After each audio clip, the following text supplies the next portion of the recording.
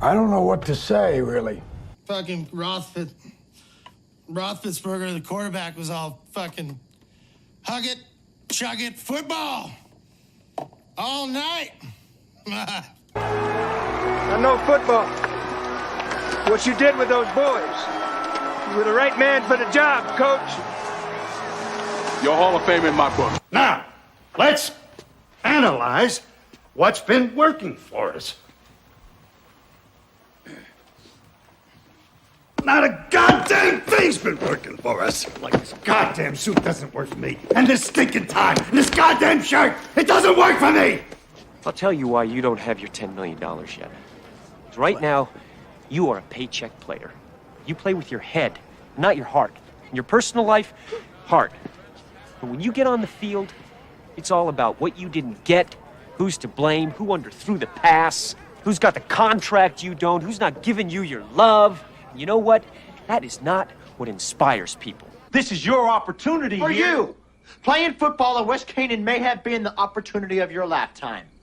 But I don't want your life. I'll tell you this, in any fight, it's the guy who's willing to die who's gonna win that itch. And I know if I'm gonna have any life anymore, it's because I'm still willing to fight and die for that itch. Because that's what living is. The 6 inches in front of your face. You know how to play winning hard-nosed football? You play football like a Gennaro played football. A guy who gave his life for this football team. He was a 140-pound halfback, and he played like a goddamn wild man. No, like a goddamn rampaging beast. And that's the way you gotta do it. You go out there, you tear their fucking heads off, and you shit down their necks. Let us pray. I'll see you in L.A. No heart. No heart? I'm all heart, motherfucker! You got a lot of heart. Give me 2. You got 2 of them, actually, because there's 2 Mikes, 2 hearts, 2 L's, 2 Z's. Look at that. Utah. Oh, my Give gosh. Me 2. 2's incorporated on the Palazzo Podcast. Mike Virginia, Mike Govia here live. It's Wednesday night, not Tuesday. Last night was Halloween. And, Halloween's a special time, isn't it, Mike? It is, yeah. I got to go out with my my son, who dressed up like Buzz Lightyear. I was Woody, so my son's a big Toy Story fan. It was hilarious, and he had a good time. So we had a blast. Thank you. Yeah, I'll post it on my Twitter account. For those of you guys who follow me, you'll see _ Mike Virginia. I'll be able to show you guys that picture. It was really fun though. So we had a good time. Hey, Chad's with us. He says, I got a Palazzo Chad hot take for you, lads. Well, we're always ready for that. That's what the live chat's for, you doofus. Get your asses in here and ask your questions. Give us your opinions. Get it on the record for week 9 or the week that was. The Raiders cleaned house. Josh McDaniels, shit can. And the GM, Ziegler, I don't even know his first name because it doesn't matter. He's basically just another Patriots wannabe. How many teams have to hire a Patriots wannabe before they're going to learn? My Bozo Lions are really good now. But before they're good this year, they were saddled with the disastrous regime. Matt Patricia, yeah. Of Matt Patricia, yeah, you're right. He was a Patriots goon. But the GM, Bob Quinn, a Patriots goon. A total fraud. I mean, a total disaster. Those guys were awful. And you've seen the results time and time again. Just because Bill Belichick and Tom Brady were good, or other Patriots players, or even in-house guys were reputable, doesn't mean that the guy next in line is going to be good. Stupid. Lock it in, baby. Unreal. So they're gone. Yep. I mean, did that surprise you? It surprised me. I didn't know they get shit canned. No, it doesn't surprise me at all. Like I've said, and if you guys have been watching the show since day one, rewind the tape. I've been saying it. There's 3 places that people go to kill their careers. Okay, 3. Oh, you did say that. Vegas/Oakland Raiders, the Jets, and the Browns. Deshaun Watson, Browns. Aaron Rodgers, Achilles, injury prone. Now he's with the Jets. And now the Raiders. Stay away from Devontae Adams. Stay away from Josh Jacobs. Stay away from Jimmy Garoppolo. All those guys. I forgot you did. He totally said that. Rewind the tape, go back and listen to our old episodes. Check them out on our YouTube. Please subscribe, like the video while you're here. You know that makes a difference. We got a lot of people are getting fired up here in the live chat. We'll get to that. I was just fine-tuning, Mike, my Week 9 rankings. It's basically done. I just got to tidy up the defensive portion, but all the other positions are finished, so I'm going to post them on Patreon. We're going to have our rankings for you like we have every week, every position. I do it. Mike does it, so you can compare both sheets and compare it with your own. It's pretty great. It's only starting at $3. We've had some people who've joined over the last couple of weeks, so it's been really wonderful. Thank you, everybody. Round of applause. Yeah, and we've had some pretty solid calls between you and I in the rankings with some of the guys that we were ranking higher than most people. So for those of you guys who want to get in on the live chat, you have the Patreon, and you have questions or in terms of start sit, and we're not able to get to it. That's what the rankings are for. You can kind of compare and contrast. And then the best part about it is when we get shit wrong, you can come back on here and tell us how wrong we were. So hell yeah. So Chad's hot take, and by the way, yeah, Amari DeMercado was one of those guys, and he had 20 carries last weekend. Yep. He's got a toe injury, though, now. And with James Conner coming back soon, unfortunately, even though I love Amari DeMercado, I have to be a realist and understand the situation. And that situation in Arizona is also the fact that Josh Dobbs was one of the people traded at the NFL trade deadline, which happened or closed yesterday. And Chad says that Josh Dobbs is an upgrade for the Vikings offense. That is such bullshit. That's just a hot take city, Chad. I mean, Kirk Cousins is not a downgrade from Josh Dobbs.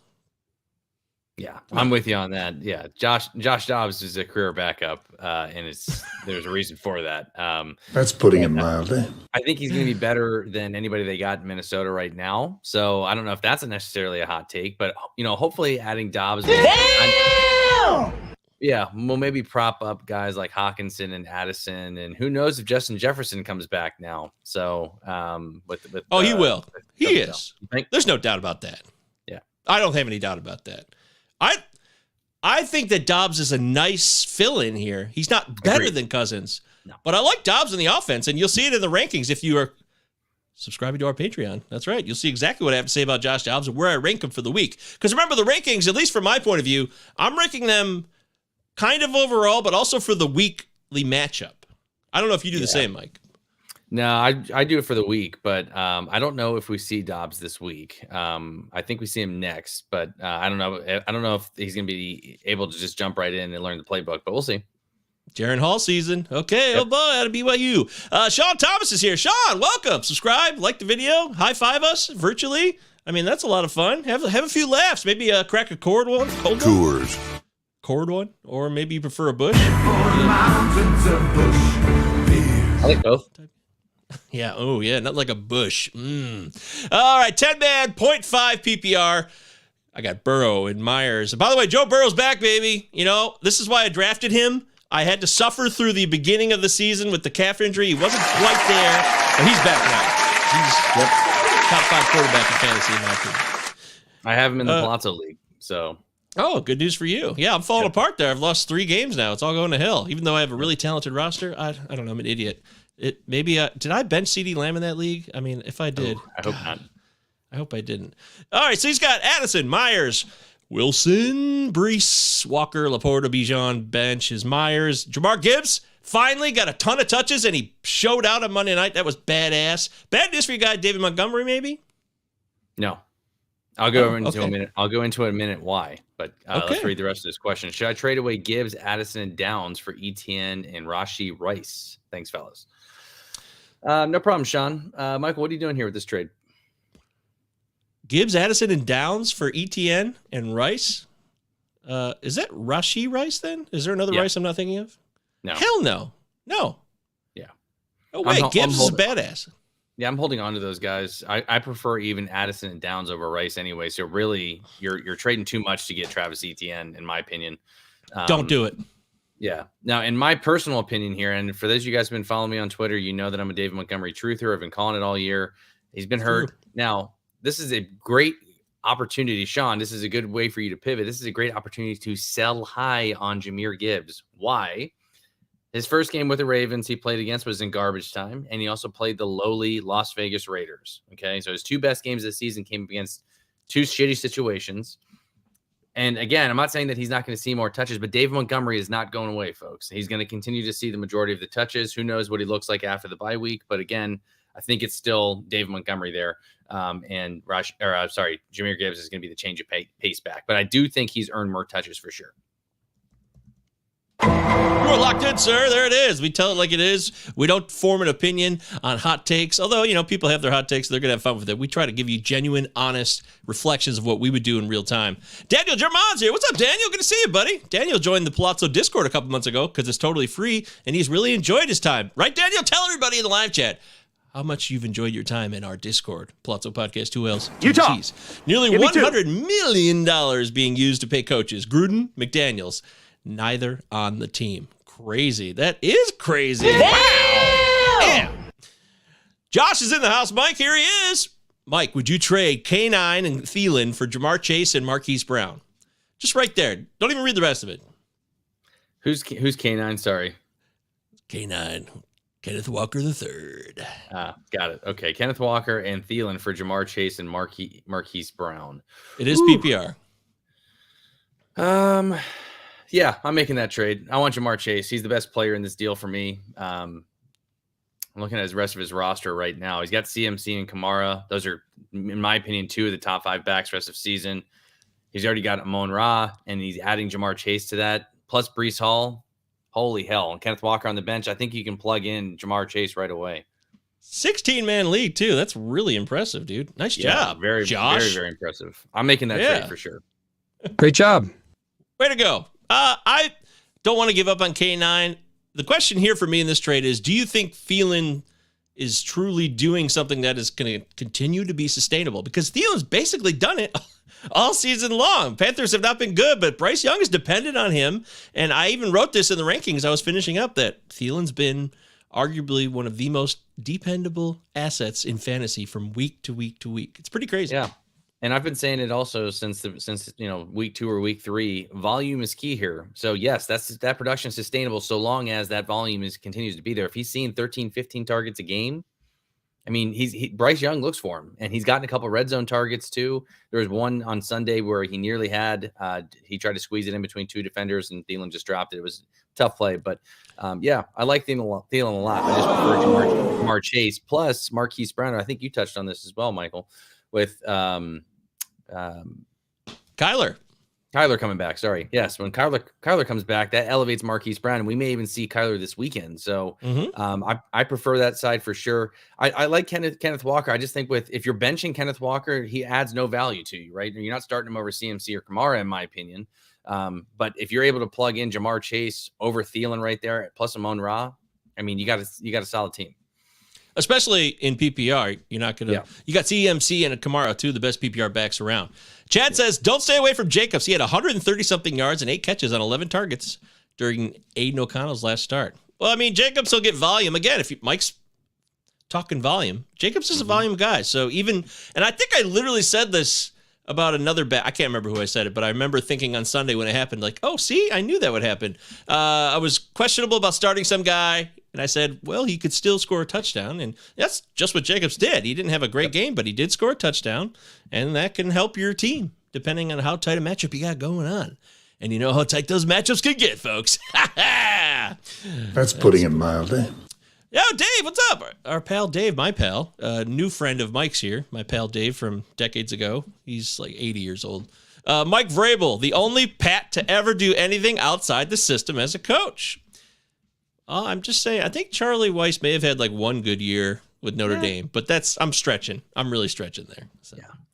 Oh, don't forget Romeo Crennel had like one decent season one year with the Browns, maybe? Yep, he did. I'm really stretching here. Really stretching, yeah. Hey, guys, EA all day 8. What's up? Subscribe, like.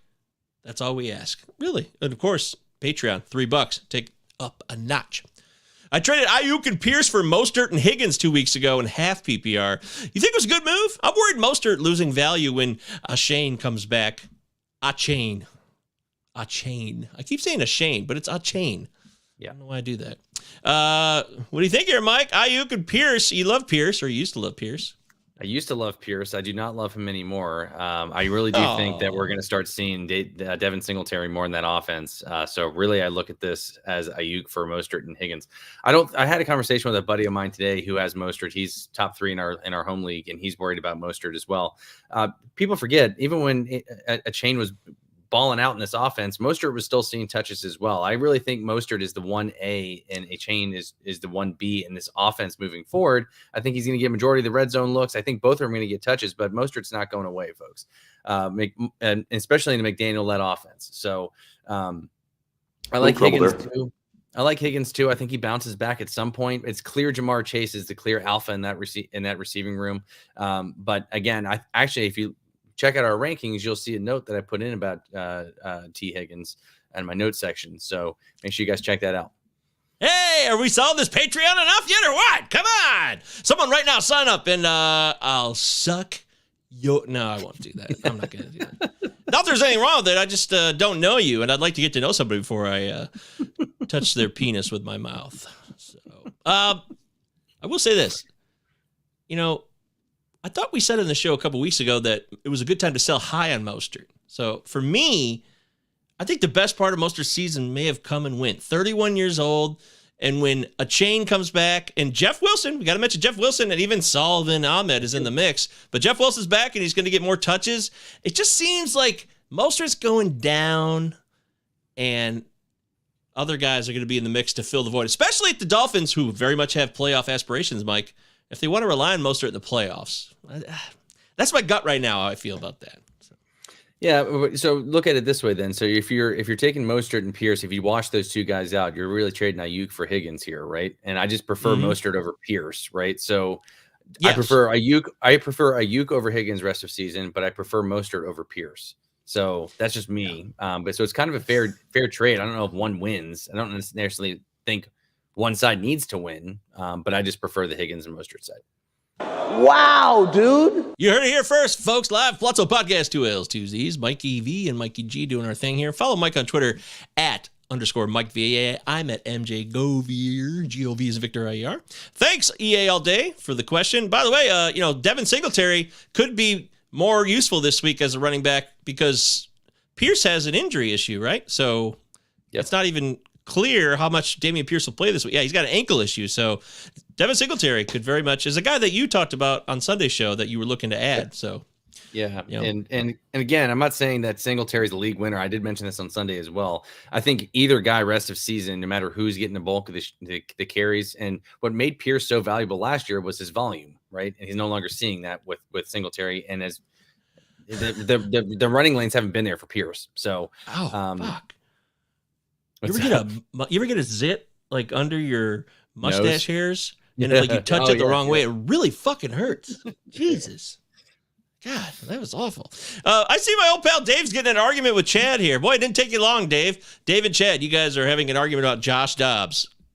Go to town. And there it is. Just as promised, Daniel came through. Best Discord ever. Hey, thank you, Daniel. You are the man.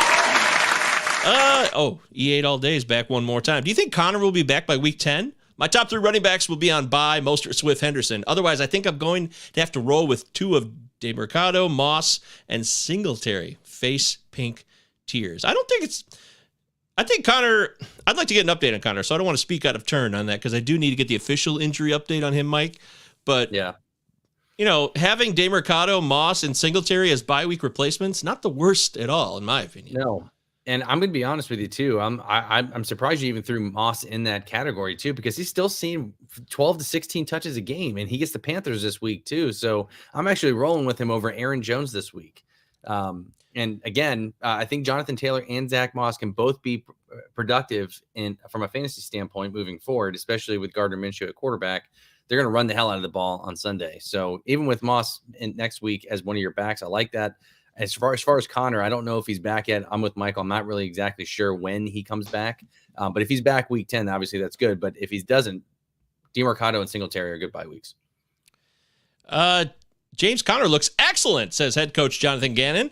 And he's excited to get back and play. Connor was placed on IR after stuff. Yeah, so he's going to return in week 10. I feel real good about that. I think you could trust that. Let's lock it in. We're locking it in. Screw it. Lock it in. And we always give you guys the straight dope. You want to know who's playing, who's not playing? Take a look at week 8. First time Jonathan Taylor finally surpasses Zach Moss. In fact, quite clearly, 43 steps to 28 at the running back position. That tells you what you already knew. Zach Moss is a nice back to have as a compliment. And yeah, he had 11 carries for like 68 yards and scored a touchdown again against the Saints defense, which I said on Sunday, the Saints defense versus the run, rock solid. But JT and Moss took it to him. But Moss is fading. He's just going to continue to fade. And unless JT gets hurt again, you're going to be looking, I think, rest of season at like a 65-35 on average snap percentage. I'd agree with that. Yeah. And again, if Moss is seeing anywhere between 11 to 13 carries a game and gets some red zone looks, like I said, he's a solid flex play regardless of bye weeks or not. If you're in a pinch and need somebody.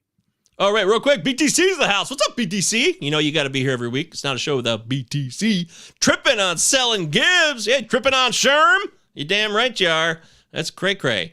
Although, BTC, I would like to hear from you on your boy, Jordan Love, because that has gone real bad. I know, BTC, I remember you saying some stuff in the live chat more than once, right, about that Love was underrated. And somebody, I'm not saying this was him, but somebody was saying that Love was going to finish as a top 5 fantasy quarterback this year. That might have been Chad, because he loves to do Chad. That. Yeah, it was Chad. That might have been Chad. But BTC was down with Love. I was down with Love. It is, Mike, I've been so disappointed by Love and the way he's played. I had a lot riding on them bouncing back against that Minnesota. We talked about it Sunday morning. Remember the back and forth about should I take the Packers or Green Bay? And Minnesota ended up taking it to them. The Packers offense looks like shit. And Aaron Jones is back on the injury report with, guess what? A hamstring injury. No trouble there. That should have been IR city for Aaron Jones. That's putting it mildly. Next to Arthur Smith, who is my King Bozo of the year already. We're just going to go ahead and crown him. Matt LaFleur is a close second. So. Yeah, you've been consistent on that. But Christian Watson, Romeo Doubs, and I want more out of them. I'm not giving up, but it's not looking great right now. All right, so Dave gave me a text preview on Monday saying he was going to come to the show and present a trade he made, which was supposedly controversial. I think I'm in this league with him too, by the way. Shows you how much I'm paying attention. It's season long. I apologize. I need to do better. Grade the trade, guys. I traded Waddle and Cook for JT and Michael Wilson. Sorry, he meant Michael Wilson, not Michael Brown, of the Cardinals, the wide receiver who's questionable this week. Other wideouts are Chase Cooper and a pile of WR3s. Other running backs are Barkley Bijan and backup trash. See, Dave's a friend of mine. He speaks just like me. 12-team full PPR. What do you think, Mikey? Well, let's see here. I love Jonathan Taylor. I think he's the best player in this trade for me. But Michael Wilson for me is, I look at this as Waddle and Cook for Jonathan Taylor. So Michael Wilson's a wide receiver 3 for me. Not really even on the radar once everybody's healthy. So Kyler Murray back on the scene. He is, yeah. But I like the guy who's going to benefit, I think, the most from Rondale is Rondale Moore. I think he's going to benefit the most from 100%. Kyler's return. I 100% agree with that. Lock that in. Oh, hell yeah. I'll lock it in twice because you agree and I agree. And when two people agree that are geniuses, it must be true. That's right. So, yeah, Waddle and Cook for JT and Michael Wilson. You got a solid trio of running backs now. If you've already made this deal, Dave, between Jonathan Taylor now, Barkley, and Bijan, I love that trio, and you can hopefully have 2 running back spots in a flex play there. And your receivers are already chasing and Amari Cooper, which is great. It's close for me. Michael, I don't know how you feel about it, but Jalen Waddles looks like he's been coming on recently. James Cook. I know a lot of people are scared about Leonard Fournette. I just think he just claims that Latavius Murray role. I don't think he's surpassing Cook in that offense. Yeah. If anything, Fournette is a threat to Josh Allen's rushing touchdowns. That's where I see the threat. Yeah. And I don't think they want to do that either. I don't think they want to do that either. I mean, like I said, Murray's been pretty bad and he's been awful in the red zone. So I think this is just another hey, let's throw shit at the wall and see what sticks. Not calling Leonard Fournette shit, but you get my hear you. Little trouble there. Josh Allen has been on the injury report this year at least once. I think they had that shoulder issue that came up. And if that's more serious or they're trying to prevent less physical contact for him rest of season, that might mean Fournette takes more of those close inside the 10 vulture touchdowns. I'm just saying, something to think about. But trading Waddle, I would like to have Waddle rest of season right now, but I'd also love to have JT rest of season. So I'm fine with this. The fact that you're getting Jonathan Taylor as he comes into his own and gives you the best part of his season and the playoff stretch. I mean, that's always something to think about, right? Like, we haven't started talking about that, and we should start looking at the playoff schedule a little bit more this year. By the way, did you know I don't think this was last year, right? Am I a moron? That there are buys, or did this start last year? There are buys in week 14. Which is so stupid because it really kills you if you're one of the teams that's vying for a playoff spot or trying to hold on to one. So, well, you can't have your playoffs then, right? It's got to start week 15. You can't have a playoff where there's bye weeks, can you? True. No, I mean, that's a solid. It's a solid point. It's a solid argument. I mean, anytime we have playoff start, you want your full complement of players playing for you. You want your best guys out on the field. So, but now that's another wrench that gets thrown into fantasy football. Now is you got to start either A, looking at talking to your commissioner and moving the playoffs back, or 2, looking at guys who have bye weeks in week 14. So, I hate it. I just think it's such a big mistake. Fantasy football is such a big money maker, and it drives the league so much. I'm really shocked that it's gone this way. It really blows my mind. There you go, Dave. Hey, Dave, I don't think it was that controversial of a trade at all, so I don't know what people are getting up in arms about. That's putting it mildly. That's just us, though. Other BTC says Mostert has the most depth value based on team and offense. Okay, that goes back to our Mostert conversation. Higgins should rebound and revert to his mean, and the Bengals offense spring off that performance versus San Fran. I'm down with that. I'm totally down with that. And BTC says Heineke, Taylor Heineke starting in the Atlanta Wowzers, that entire offense. Thank you. Mike is so happy. He's raising his hands right now if you're listening to the podcast version of this. Great news for, well, Drake London might not play this week. He's questionable. That's a bummer, but you're excited? Atlanta offense? It's the first smart thing that Arthur Smith has done all season. Arthur Smith, if you're listening, and God, I hope you are, right?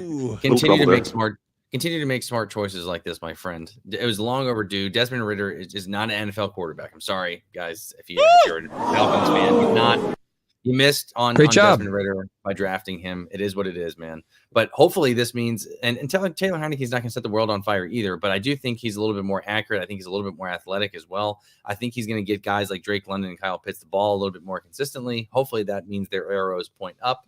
And who knows, maybe we'll good things coming too, right? Maybe Bijan will get the ball a little bit more than Tyler Algier moving forward. He scored a touchdown for Christ's sake on Sunday. I was doing a happy dance around my house. I still got my ass kicked in fantasy, but God damn, it felt good to see Bijan get in the end zone. So. Oh wait, your brother's not here? Did he end up going with Stafford or Burrow? Burrow. Yeah, he went with Thank Burrow. God. Yeah. Okay, good. Man, that would have been tough to get over. I don't know why he was even contemplating that to begin with anyways. And that Dallas defense just cooked Matt Stafford. So it's fair. I mean, Puka and Cup, that Stafford's. Yeah, that's true. The way Burrow had played coming out of the bye, I loved Burrow. I was ready to go, but it was fair to still say, hey, is Burrow back? Are we going to, because the San Francisco defense has a rep, but this isn't the first time it's happened, by the way. A couple of years ago, the Chiefs came in there and blew the doors off the 49ers, like 44-23. You remember that game? Mm-hmm. And so I guess that can just happen. It's a long season. So. Speaking of games real quick, I do want to say something really quick. If you guys watch this show on Sunday, and this is why you should, and then also be part of, again, one more plug here for the Patreon. Michael does betting content. I did say that the lock on Sunday was the Titans beating the Falcons. We bumped it. It happened. We loved it. We loved it. Yeah. We weren't going to go with lock of the year. Remember, we had the debate versus lock of the day. Yeah. I don't know. Who gives a shit? It wasn't lock of the year, but it was definitely lock of the Sunday. And again, it was close. It wasn't like they blew their doors off, but Will Levis looked really, really good on Sunday. Michael, I wanted to get your thoughts on it too. Like, what are your thoughts on Will Levis moving forward? Is he somebody that people should be looking at as a bye week replacement, or maybe if you lost Kirk Cousins, is he somebody you think that can keep up this solid production? Maybe not 4 touchdowns every Sunday, but solid enough to be a fantasy starter. Will Levis is going to unlock the silent, wonderful potential of that offense, which is actually really, really solid. The talent, you look around on offense with Hopkins, Traylon Burks finally came back. Good to see him back on the field. He didn't do anything, but at least he's active. And Hopkins, Burks, Okonkwo, even my guy Westbrook-Ikhine to a lesser extent. And, of course, Derrick Henry and Tajay Spears. This is a ton of offensive firepower for a Titans team suddenly. So maybe the Titans know what they're doing. They traded Kevin Byard for a reason. Maybe it's a reason we don't know right now. Maybe we'll hear about it down the road, right? But I think Will Levis, I didn't know he'd be this good at all. 4 touchdowns, I did not expect that. But I am excited about where this offense could go. Maybe not this game because they're coming off a short week. It's Thursday Night Football against the Steelers. It'll probably be a slugfest disaster. But rest of the season, I am gung-ho, ready to rock. on this Titans offense. I'm hoping he can unlock these guys that you mentioned, and that offense starts to play a little bit better. I loved Will Levis in college when he was at University of Kentucky. I think he's a great player. I think that he fell way too far in drafts. Now, again, I'm not an NFL draft scout. Maybe there's something I don't know or can't see, but yeah, I thought he looked really good on Sunday. And again, I know there was a couple blown coverages, and Hopkins was waiting for those. Yeah, like Chad mentioned here. DeAndre Hopkins is turning around waiting for the football, but hey, you still got to be able to put the ball there, right? And he looked decent. He looked confident out there playing. So we'll see how it goes moving forward. But he's somebody I'm definitely making the speculative ad on. Yeah, it was only his first start. So with all this talent, it's going to make Levis look better too. I believe that. And yeah, I don't know. It just maybe we're going to be overreacting to this situation. But I'm saying I think Thursday Night Football is going to be a disaster. It'll be a ugly game to watch, most likely. Chad says those throws weren't even particularly good considering how long Nuke had to wait for them. Well, Levis's arm's not in debate, so mistakes were made. Best case scenario, he's Taylor Heineke 2.0. There it is. So I think he's better than Taylor Heineke, and I think he's got a stronger arm than Heineke as well. So definitely a better draft prospect as well. Coming from an SEC team, pro style offense and defense, playing in that division. So I think Will Levis has some value moving forward, and I prefer him over Taylor Heineke moving forward as well. So. Well, one thing we know for sure is that the Malik Willis era is probably over now, so we can lock it in. Good run, Malik. Although they did use him, use him a lot and on some packages as well, which I thought was cool. That offense looks a little bit more, what's the word I'm looking for? Diverse, if you will, in terms of just different options that they have. Yeah, lively, exactly. Yeah. And that's what that offense needs. It needs a kick in the pants, right? It needs to be able to get these guys going. So. Yeah, just like the Palazzo Podcast. 2 L's, 2 Z's. Give me 2. We got diverse opinions across the board here. Everybody is welcome. Nobody is wrong. In fact, everybody's right. Anything said in the live chat's correct. Lock that in. Go back to, because I love when somebody comes clean, comes correct like this. BTC. Yeah. J Love has failed me. It was me. I said Love top 5. I want to give you a round of applause because I appreciate you coming clean, BTC. That's right. When we get them right, we got to be happy about it. When it doesn't go the way we thought it would, just say, hey, I was wrong. I've been wrong. I'm going to be wrong again. I guarantee it. I'll lock it in. For sure. I think that offense is LaFleur. He is mud, just like Mike's saying here. So you guys are on the same page on that one. Yeah. And again, I think the Packers organization in general, it's just kind of been a disappointing season for Green Bay.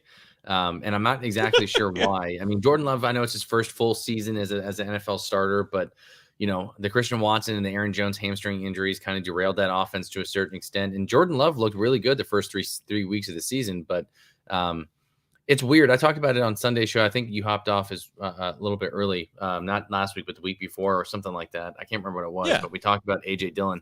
It's so weird to me because there was reports going into this season that the Packers really wanted AJ Dillon to be the guy there, right? They wanted him to be the back because they wanted to let Aaron Jones walk. They wanted him to be the guy and get more carries and touches in that offense, but he does nothing with him. He looks like a defensive end out there running the football. It just looks putting like it mildly. I'm not sure why. I mean, again, the hamstring injury is definitely causing some issues here for Aaron Jones. But at the same time, too, if he's hurt, don't play him. He's not clearly helping you if you're only going to give him the ball 7 times a game. So. Well, they were in a dead split in week 8, Dillon and Aaron Jones, 51%. That's not going to be the case this week, though, because do not rely on Aaron Jones this week. That hamstring has not gotten better. Just shut it down, man. Shut it down. I'm sitting him in favor of Zach Moss this week. Hell yeah, you are. I love it. That's a great call. I'm locking that in. Also, wide receiver-wise, they got a lot of talent at wide receiver. I really believe that. I believe Watson and Dobbs and even Jayden Reed has really come into his own here. He's got a nice rapport with Jordan Love. That's one of the, I don't know, I guess rays of sunshine that you could talk about in Green Bay. Great job. Yeah. So keep an eye on the snap shares, volume, targets, opportunities, who gets to play, what is a game script going to look like? That's something that's a little bit more hard to predict, in my opinion. But we can always look at the bottom line of how much people played and what is the typical trend, especially after 8 weeks of football here. We got a lot of volume and knowledge and data that we can make decisions upon. Am I wrong? Nope. Oh, I'm not. I have a question for you. I'm going to answer my question. This is Mike Virginia's weekly question from Michael Govier. Oh. My flex play here for this week and again, non-PPR, Darrell Henderson at Green Bay or Chris Godwin at Houston? Godwin at Houston. Godwin, Houston. Even though there's no PPR. Yeah. Yeah. Royce Freeman could get in the mix there. I think we're looking at Brett Rippon starting. So I assume you're looking at, hey, it's going to be a heavy dose of the run game from the Rams. Yeah, I'm leaning Henderson for that reason in particular, because again, if they're starting Rippon, I think you're going to see a heavy dose of both those backs. So, yeah, he could get a lot of dink and dunks too for receiving yards. Henderson, they put him on the practice squad, they call him up, then they put him right back on the practice squad, they bring him right back. He's on the active roster now. They didn't do any more, Nickelodeon Double Dare shit, whatever the hell's going on there. So that's a very old reference. Mark Summers here for Double Dare. That's a good show. It was a good show. You got to get that red flag like in the garbage. Got to get those red flags. You know how many times I yelled? That was my first time being a kid and yelling at the TV, being like, "You stupid fuck, it's right there. Grab it. It's sitting up, propped up. Grab it." And then, football happened. And Double Dare. Wow, dude. Well, Nickelodeon and football have a relationship now. So you can have the best of both worlds. That's right. Chad says, I was the Zach Wilson top 15 quarterback guy. Get out of here. Lenny could do exactly what Govier said. Thank you. I approve. See, when Chad's right, when he agrees with me, of course. But Cook has no usage to begin with. Wait a minute. You're talking about James Cook? James Cook, yeah. He has no usage? It's over? No, I think he's still the preferred back in that offense, even with Latavius Murray, Leonard Fournette, whatever you want to say, especially in PPR formats. I'm not saying he's a world beater, but by any means, you know what I mean? And I think he's the most athletic, and I think he's the most valuable of those running backs. So I still like James Cook rest of season. I don't know if I'm as high on what I was going into the season because Josh Allen steals some touchdowns away from him as well as those other backs. But James Cook, PPR formats is a solid play for sure. David P. going back to his trade he mentioned earlier, that was JT for Waddle trade. Wilson was more or less of a throw-in with upside. The deal was for JT. Waddle, week 14, 15, 16. He's got Tennessee, New York Jets, and Dallas. Plus, Waddle still has a bye coming up. Tennessee's defense will not slow down the Dolphins. The Jets' defense is tough, but that's going to be interesting to see how that goes, offense versus defense. And then the Dallas defense is kind of hit or miss. And really, if Dallas is not at home, then they're just not as fearful. You shouldn't be as afraid. But I see your point. I didn't mind the trade at all, Dave. I thought you did really, really well on that. And again, I think you acquired the best player in Jonathan Taylor. That's just my personal opinion. So this is a great question. Dave wants to know, who's your favorite buy lows right now? Mine is Chris Olave. It's funny you mentioned his name because I think I literally wrote in the rankings. Let me check. Chris Olave ranked 26th of my receivers. His season is becoming a disappointment for me. Bye. Oh, holy shit. You read my mind, Dave. That's funny. Or else that's what everybody else is thinking. So. You were also very high on Olave going into the season as well when we did our preseason show. So right. So maybe I'm holding on too tight.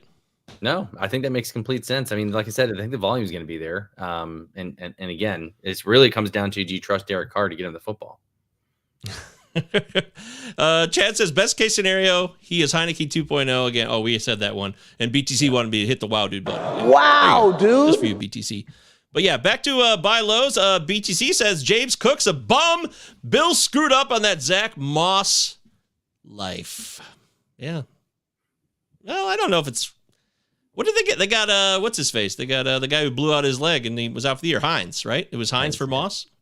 That looks bad maybe right now, but James Cook is, Also, Chad saying, Heineke senior year at Old Dominion. Oh, here we go. 3,400 yards, 30 touchdowns, 16 picks on 63%. Levis's best year at Kentucky, 2,800 yards, 24 tutties, 13 picks on 66%. Also, he played at Kentucky. I was just getting ready to say. Old argument Dominion. over. Yeah. SEC versus, the Sun Belt. So I love the Sun Belt. I love starting up an NCAA 14 dynasty in the Sun Belt, But we have a betting group chat for college football, and we used to call the Sun Belt the Fun Belt. It's always good football to watch. Yeah, they play on the weeknights now, so they're entertaining us. That's always fun. Yep. Also, it's November, so Maction is kicking into high gear. That's good news, too, on those Tuesday, Wednesday nights. Okay, so other buy lows. Do you have any come off the top of your mind? Because I think I wrote a few down. Yeah, I was actually just thinking about this the other day. I was actually going to post a tweet earlier, and then just time got away from me today in terms of buy low candidates. But I gotta think about it real quick. Do you have anybody outside of Chris Olave? I gotta look. Oh, sure, yeah. There's always guys that are just waiting. I've been waiting to be bought at a low price. It doesn't really work. I got to work on the lyrics on that. I think Tony Pollard's a good buy low candidate if you're able to snag him away and prime away from people. I know he hasn't been a first round talent per se, but that Dallas offense is starting to click now a little bit. Dak's been playing a little bit better. They still have Washington twice this year, so I do think there's some opportunities for him going down the road. For Tony Pollard, he might be a good buy low candidate depending on what you're giving up, but I think it's a solid buy low. Again, mainly because he was a first round talent. I think it's gonna be costly to get him, but I like him as a buy low. I'm talking. Here's a real buy low. Like, this is beyond buy low. It's just like, hey, pick him up on the free agent wire. But yep. Juju Smith-Schuster, he's healthy, I guess. The concussions in the past, and the Patriots lost my guy Kendrick Bourne, who man, he's been so useful this year. He was a real threat. But now they got nobody. Devontae Parker's also injured for them. It's really Demario Douglas, who's a guy I really like, and they need someone else. Yeah, they need someone else. So I'm not saying that Juju Smith-Schuster is a guaranteed output guy, Mike. I'm just saying that the opportunity is now there where they need somebody to fill in the void, and someone's got to catch passes here for the Patriots. So, and he's being totally dismissed. I feel like he's available in every league possible right now. That's a deep one, but. Somebody asked me a question on Najee Harris. Would you be looking to buy low on Najee Harris moving forward? No! And I said, hell no. So I was not a Najee Harris going into the season. I'm not a Najee Harris guy now, and I don't think I'll ever will be. So it's not necessarily buying low. It's just don't buy. Leave him on somebody else's team. So little trouble there. There's only two guys I want on the Pittsburgh offense. It's George Pickens and Deontay Johnson. That's it. Bingo. And that's in PPR for Deontay. George Pickens is a man. He's in my top 20 wide receiver rankings. He has been for a while because I loved him this year, and he's been one of the only guys that produces on that offense. So, oh shit! Breaking news, guys! Bobby Knight is dead. Bye bye, Bobby Knight. What a career. What a strange human being, a relic of a different time, a guy who wiped his own ass, then showed his team the shit paper and said that they were playing comparable to that shit paper. True story, I think. John Feinstein wrote a book about it. That is so awesome. I did not know that. But oh, you didn't know that? Yeah. That just made my night. Oh, God. I'm going to use that. I'm going to put that one in my back pocket for when I coach my son's team later in life, like in baseball. I'm going to wipe my ass and be like, this is what you guys are playing like. Except I'm going to one-up them. I'm not even going to use toilet paper. I'm going to use my hand. Oh, yeah. Hell yeah. That's putting it mildly. Yeah. See, that's really going to go over well with today's generation of kids. I have a good feeling about it. Excellent coaching tactics. Take the playbook that Bobby Knight gave you guys and really become the coach you were meant to be. Right. BTC says, really disappointing the Chiefs didn't make a bigger play at wide receiver. Yeah, the trade deadline's over, so no more trades. Justin Ross, by the way, is gone. I really thought he might break out this year, but now he's not even he's on the restricted list or whatever they call it. He's done. So. It kind of sucked. I don't know how you felt about it, but I'm sitting there waiting like, when are we going to, come on, let's go. Let's see a blockbuster move here. I mean, I guess you could make an argument that Chase Young to the 49ers is kind of blockbuster, I guess, if you're going off just, name brand. But, I was really, I want to pick your brain on this because I was absolutely shocked at the fact that two guys weren't traded. Derrick Henry, Josh Jacobs. Okay. Oh. Both those guys, I don't know about Jacobs. Jacobs is a free agent after this season, correct? Yeah. He was part of the running back revolt in the offseason. Right. So let's go through this, again, as fake GMs, where it's from a fantasy standpoint, let's throw that out the window. Derrick Henry is your running back now. You have a capable rookie in Tajay Spears, who's been really, really impressive his rookie season. Mm-hmm. You're probably not signing Derrick Henry back. Why would you not trade him and acquire draft picks? Help me understand that. It has something to do with them. Maybe they tried and nobody wanted him. I kept hearing the Ravens and the Cowboys were in on him. Why would you not trade these guys to acquire picks if you're not going to pay them, and two, they're not part of your future long term? Why hang on to them? Their seasons are shit anyways. I mean, maybe the Titans have a shot, but depending on what Will Levis looks like. But as from your take, why are we not dealing guys like that? Well, to me, it's because the team believes they have a chance to make plays and do something in the playoffs. Mike Vrabel and company have a plan, and they probably tried to get a whiff on it. And if there wasn't a lot of quality feedback, because what are you really going to give up? You're not going to give up really anything for an old running back, man. You're just not. That's what I'm saying. But because running backs are pointless. Right. Exactly. Yeah. Sadly. But at the end of the day, even something is better than nothing, right? Like, again, if you know from a GM's perspective, Derrick Henry is not part of our future long term. We have Tajay Spears, right? Why would you not get rid of him? I was saying tell everybody to go pick up Tajay Spears. So I'm not biased, but I am just a little bit confused. I was in a good spot for Tajay Spears to kind of take that role moving forward. And again, they can still be a playoff team with just Tajay Spears, and maybe they sign a veteran somewhere. But I really thought Derrick Henry and Josh Jacobs were as good as gone. I mean, it was almost a lock for me that they'd be dealt, and they weren't. So, well, maybe that's one of the reasons the Raiders cleaned house. I think the Raiders cleaned house in part because Devontae Adams has been unhappy, and they want to keep him. So that was another reason for that. But with Derrick Henry, I'm trying to think of this, Mike. Think of a running back that was traded for draft picks, not running back for running back or player for player. Like, that's true.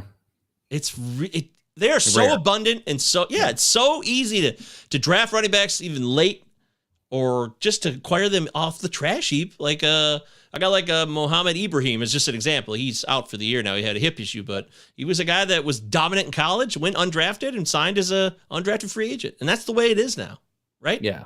Yep. So I mean, it's not a matter of like not getting the picks. It's just a matter of no one is even going to give up a 7th rounder for a running back. Yeah, and especially for an older running back like Derrick Henry. But I still think he has some juice left in the tank. He can help a team like the Cowboys or the Ravens and put them over the top. You know what I mean? So I was just, like I said, a little surprised. Other guys, I was surprised they didn't get moved. Like I thought Devontae Adams was going to go, but obviously they really want to hang on to him. Yeah, Dave, I was shocked that teams like, a player like Jerry Jeudy wasn't traded. I thought maybe he'd be a fit with the Chiefs or maybe even a guy like Courtland Sutton. The Patriots got no calls on players. Yeah, I heard that too. I think they were trying to get rid of Mac Jones and who was the other guy? I think it was Zeke, maybe. Oh, yeah, no one will trade for Zeke.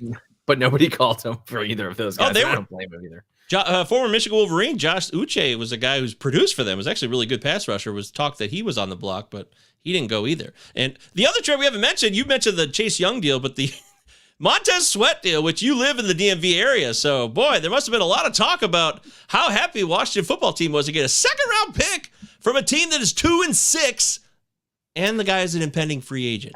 Yeah. I was so mind-fucked with that whole thing because I'm thinking to myself, like, all right, like, I'm not a Commanders fan, but I want the Commanders to do well, and, I have a couple of friends that are Commanders fans as well, including my brother, but, if I'm Washington, everyone's like, oh, man, it sucks to lose Montez. I'm like, you're getting a 2nd-round pick from the Bears for a team that's going nowhere, and he may not even sign back with the Bears next season. Like, can we talk about how bad the Bears front office is? They gave a 2nd for Chase Claypool like last year, and he's not even on their team anymore.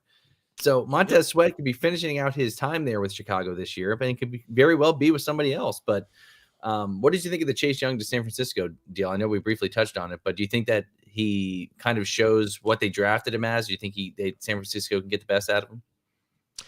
Absolutely. I think it's a fine trade, a smart trade. It makes a lot of sense. The guy's uber talented. His motivation is the only thing in question, but on a team that's really focused on a Super Bowl, it's a classic situation where Jalen Carter, the rookie out of Georgia who was involved in the tragic accident in the offseason with Georgia, goes to the Eagles and he's kicking serious ass. But the word is that the Lions didn't want to draft him because they didn't have the same type of locker room. So a locker room is really key in these situations in the NFL, right? Veterans who can impose their will, the majority of the will of the people, plus the fact that Chase Young could be a free agent, so he wants to put up numbers, you would think. It all makes sense that it's a real solid trade, and it's worth a 2nd-round pick. It's like Roquan Smith. Or a 3rd-round pick. Was it 3rd or 2nd? I'm sorry. 3rd round. Your 3rd round, yeah. It's kind of like Roquan Smith for me when he came over here from Chicago to Baltimore last year. I thought that was a great trade for us and last year, and it sounded like, I mean, watching him in Chicago, obviously he was good, but I think his level of play elevated when he came to Baltimore, and I think you can kind of see that with Chase Young moving forward. At least hopefully, because that defense is going to be super fun to watch if he's able to just be half of what he was in college. So. Yeah, folks, the days of Trent Richardson being traded for a first-round pick, which really did happen 10 years ago, those days are long gone, right, Ernie? Yeah, Ernie Harwell would agree with that. I know he would if he was here. Yeah, here. And he stood there like the house by the side of the road and watched it go by. Struck him off. But it's okay. Yeah. Okay, we're going to wrap up the show here. Got some more live chat comments. If you wanted Chase Morris was reported to the Bears, why did you pay a second round for Sweat and balk at a third for Young? Yeah, it's hard to make any sense of it. No one on Twitter can make sense of it. It's just truly baffling. Ryan Poles, the GM, he's going to be fired by Chicago. They're going to clean house anyways. It's just another rebuilding situation. And the Lions are in a really good position now. It's really crazy to think. Dave, my friend here, is one of the most... Dave is like the masterful, super cornbread eating Lions fan of all time. He has never given up on these Lions, even in the darkest times, which makes him pathetic in that respect. But right now, he gets to tell the other Lions fans, I was here all along. Dave, you get that right. So congratulations. I'll lock that in for you. But the Lions, the Bears are a disaster. The Packers, they're going downhill. The Vikings are competent. They're hanging tough. But it looks like the Lions will be the class of the division maybe for the next few years now. It's pretty wild. So. Yeah, and they look really, really good too. I mean, again, when except when they play Baltimore. So. Yeah, when Gibbs Montgomery. Oh, dude! Look what happened in the desert, dude! I fucking told you. I mean, they won, but cover. The Cardinals covered, and I know the cover was kind of lucky too, but they did cover. So.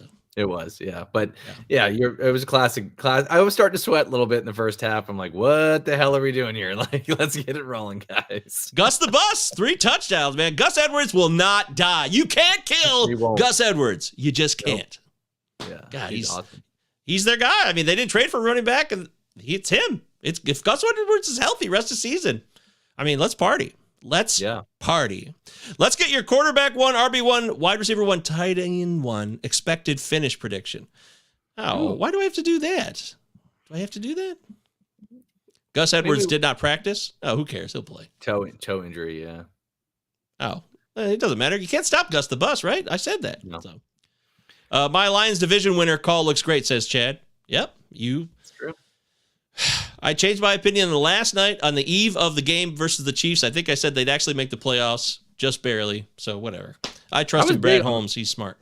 I was big on the Lions going into this season. I know you were a little hesitant to jump on, but just because you've been there historically and been let down so many times. But Lions got a really good team, man. I'm really excited for them, and obviously not just for this year, but years moving forward as well. If they can, and they're going to go on. They got Donovan Peoples-Jones. We didn't even talk about that. That was a good. Who gives a shit? Little trouble there. He's lucky. I did raise him a bump in my rankings only because of the team. He went to a slightly better situation than Cleveland's, which is a disaster. Deshaun Watson's toast, man. Right now it looks really bad. I guess he's got to come back to save their season here at some point, but I don't know, man. Deshaun Watson's not playing rest of the season. Lock that in. That's my bold call. All right. He's now done, we're talking. I mean, rotator cuff injury, and like you said, I think there's something more behind the scenes here that's going on than people are letting on to, or the media is letting on to. And not to mention too, like, is he really that much of an upgrade over Thompson and PJ Walker? I mean, I know it's Deshaun Watson and people are still hanging on to the Texans days, but he's not the same quarterback anymore, guys, especially with a rotator cuff injury. It's not happening.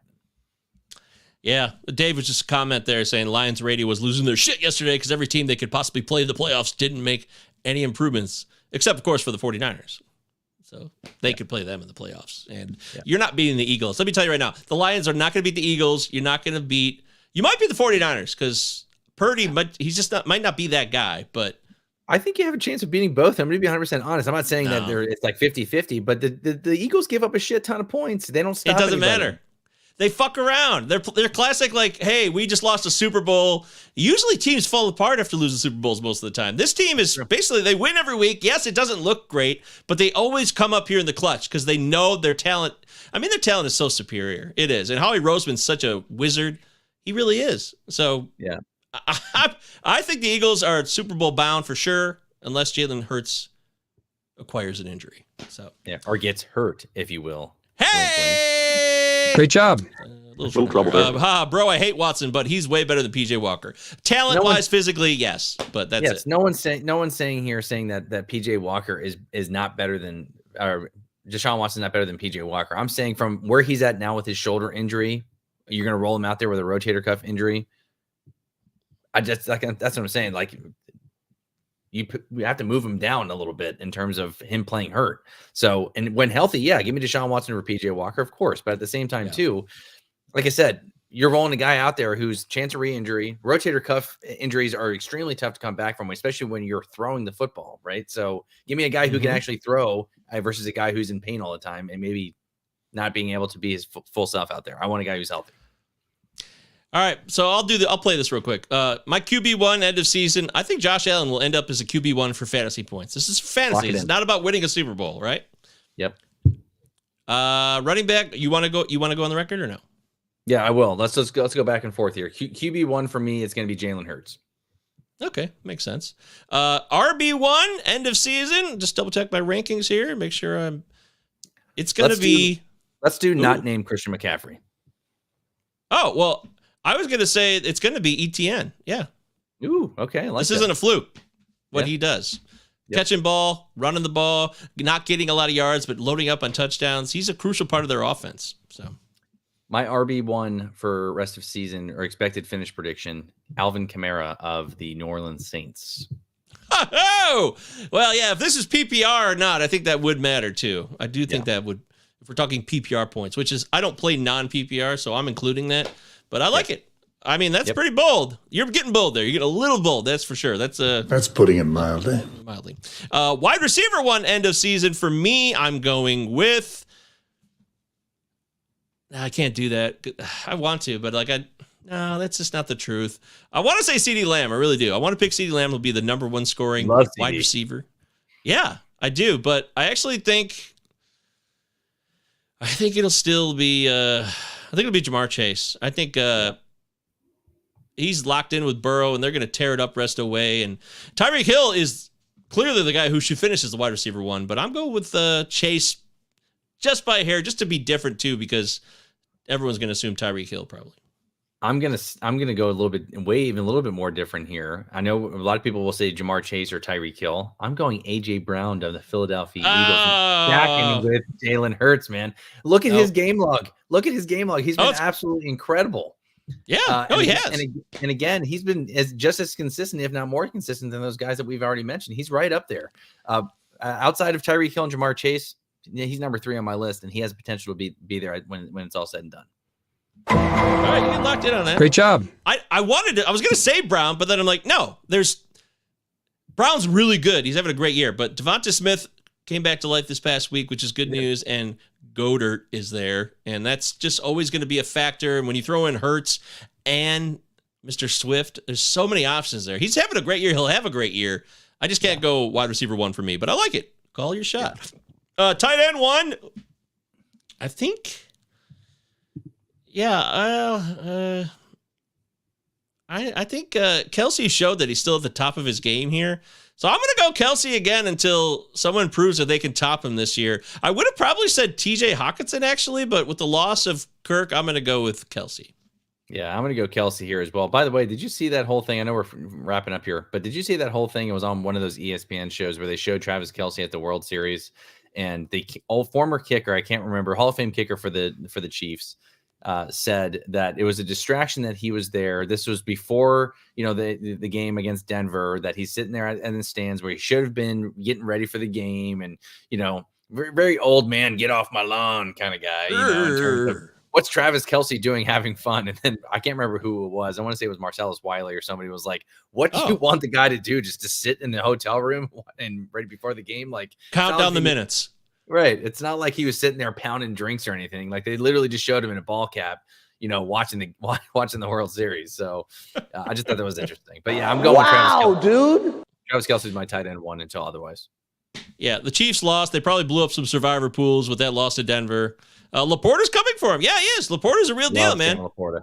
Love him. Michael and I both talked about him going into this season. We did talk about him as a sleeper coming in our preseason show. I'm so happy that he's playing well too, because I loved him in college. He fits so well in this Detroit offense as well. And again, I don't think he's tight end one caliber. I don't think, for a while, I think we're still going to see guys like Hawkinson, Andrews, and Kelsey still up there. But I would not be surprised if he finishes top 5 or top 4 in the tight end position this year. I like it. I like it a lot. Laporta's a real deal. Laporta is my biggest mistake of the year. Oh, Chad coming clean. We're locking Chad in his biggest mistake of the year. AJ Brown's the new Megatron, says BTC. Really doesn't get enough respect. He's starting to get the respect right now. People are seeing it. He's crushing it. He's playing really, really well. Dave's got all of his picks. QB1, Josh Allen, RB1, ETN. Oh, we agree on all 3, except he agrees with me on all 3. Josh Allen, Travis Etienne, Jamar Chase, and Mark Andrews, your boy, your Raven, who I thought Mark Andrews was a no-go on Sunday against Arizona because Arizona had not given up jack squat to any tight ends, but he scored a touchdown, so he's special. Yeah, I like Mark Andrews a lot. I have him in one of my leagues too, and I have him and Lamar Jackson as a stack, so I was happy to see that. So that was fun. I think you would pick Mark Andrews as your tight end 1 if you knew that you could trust Lamar to get him the ball consistently. That's 100%. It's not about correct. talent. Lock that in. Yep. Yeah, lock that in. Yeah. I just don't trust Lamar to get him the football. Yeah, he's definitely tight end 2 rest of season for me. Because again, when he does get him the ball and he's catching multiple touchdowns a week, that's great. But I think that limits him from being tight end 1 is Lamar. So don't forget, there's 4 buys this week. You got the Lions, Jaguars, the 49ers, and Broncos. They're all on a bye, so you don't have to worry about using any of them. But you are looking for fill-ins, so quarterback-wise, Kyler Murray, I don't doubt he's available in most leagues. Most people have been waiting on this, right? So I don't think he's someone you can add. Tyson Bagent, it looks like he might play again. Justin Fields hasn't practiced, I believe, yet this week. So I think they already ruled him out. I think they already ruled out Justin Fields already. So I like Derek Carr a lot now. On the flip side of that, I like Derek Carr this week as a bye week replacement. Of course. Yeah. If he's available, the way the offense has picked it up the last couple of weeks, and Rashid Shaheed, the guy that you can't trust, Mike, the guy that you like his talent, but you can't trust him to be consistent because that's what he does. He had 3 catches for 153 yards and a touchdown. That's a nice stat line, but it's really just do or die. It's only 3 catches. It's like Marquez Valdez Scantling, for the Chiefs. Like that's their guy for their deep threat that they shoot down the field with. So that's fair. Go get Baker Mayfield, says Chad. Oh yeah, they're going into Houston to take on the Texans. That's not a bad idea. I also would recommend AJ Brown is the shortest 6'1" person I've ever seen. That's crazy that he's only 6'1". I thought he was taller than that. Dave says poor man's Gabe Davis. Who's that? Is that Rashid? Who's poor man? Rashid Shaheed is a poor man's Gabe Davis. I like that. You're smart, Dave. You know things. But, fill-ins otherwise. Brett Rippon might start for the Rams if you want to take a chance in Lambeau Field against that Packer team. I like Daniel Jones, by the way, who I think is going to start again now, right? Because Tyrod Taylor's out. It's so funny because I was literally going to say that. We're on the same wavelength here because I was literally going to say my next quarterback. Like, don't be sleeping on Danny Dimes, man. Like, here's the thing. We're not saying that he's going to be one of these. And the Giants' offensive line sucks. Their offense in general sucks. They've been losing a lot of games. But Danny Dimes has that rushing ability that you're not going to find on the waiver wire. That, again, any given time, any given game, he could be rushing for anywhere between 70 to 100 yards and a touchdown. So he has that potential. And his schedule softens up a little bit. He's still got a game against Washington. I think. Did they already play Washington once? I think they did. Yeah, they did. And the Giants beat him with Tyrod. 14-7. Yeah. And again, the rushing ability, I don't think you're going to find that on the waiver wire. Speaking of waiver wire, really quick, I know we're trying to get off here. I got in a debate with somebody. I don't know if it was Chad who replied back to my tweet or not. Somebody had mentioned that Trevor Lawrence was a drop and for leagues moving forward. Like, you can safely drop Trevor Lawrence and move on from him. And I'm like, I'm not dropping Trevor Lawrence. Yeah, he was on this list of, I can't remember who it was, but it was an analyst that said Trevor Lawrence, and he was last on his list. I don't know anybody on the waiver wire, unless you're playing in an 8-man team league, that you can drop Trevor Lawrence for somebody better. So give me that offense with ETN, Calvin Ridley, Christian Kirk, Evan Ingram, Doug Peterson there as his head coach. Yeah, he hasn't been the quarterback that we all thought he would coming into this season too. But I don't know if I'm dropping him. I might be able to look, maybe pick somebody up and kind of mix and match with him, but certainly not just straight dropping him either. So little trouble there. Yeah, come on now. And by the way, what Dave says here about Darren Waller's out for multiple weeks, go get Wandale and be disappointed on Sunday. Oh, Wandale might not even play. He's on the injured list here, or injury report as questionable.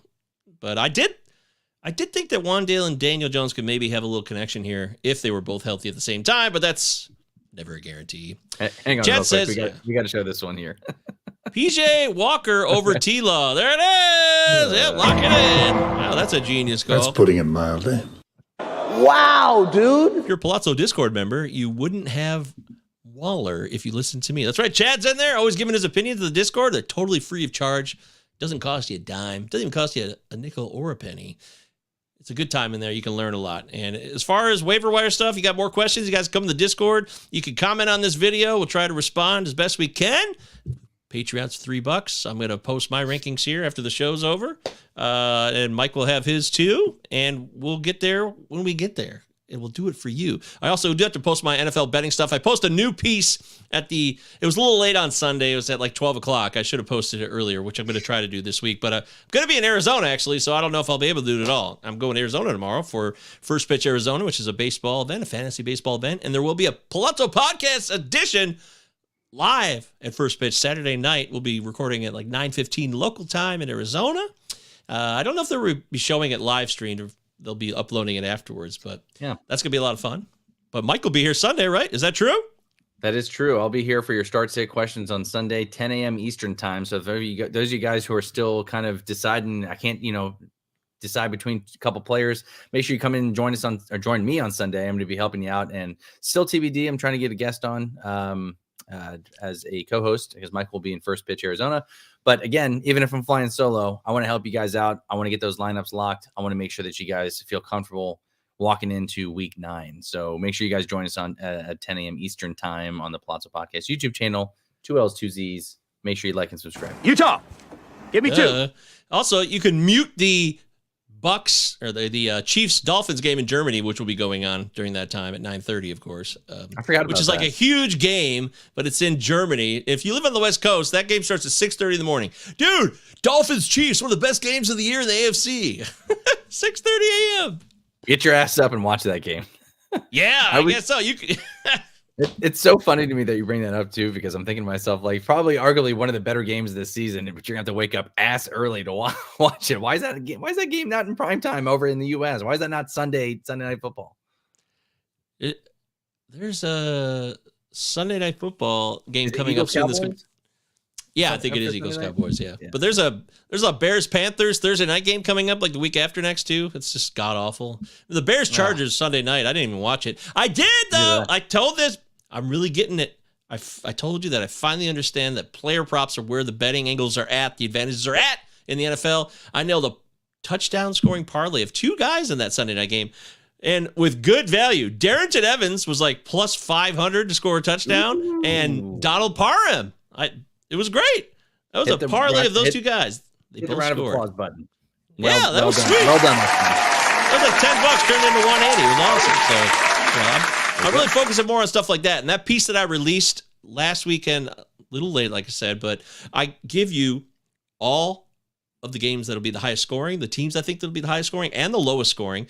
And I give you every position, who I like the most, like top 8 at every position: quarterback, running back, wide receiver, tight end, for Sunday. So you can, if you're into DFS too, it's useful for that. But it gives you an overall view of all the spreads, all the totals, high scoring, low scoring, all that stuff and more. And I give you who scores the most points or least points per position against what teams. It's a nice little package. So we're trying to offer you guys stuff that you would think could be useful. And that's what we do with the Palazzo Podcast.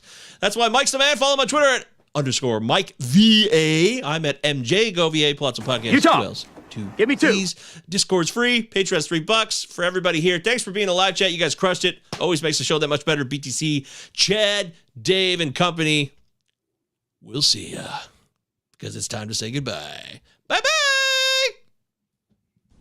Fucking Roethlisberger, the quarterback, was all fucking hug it, chug it, football.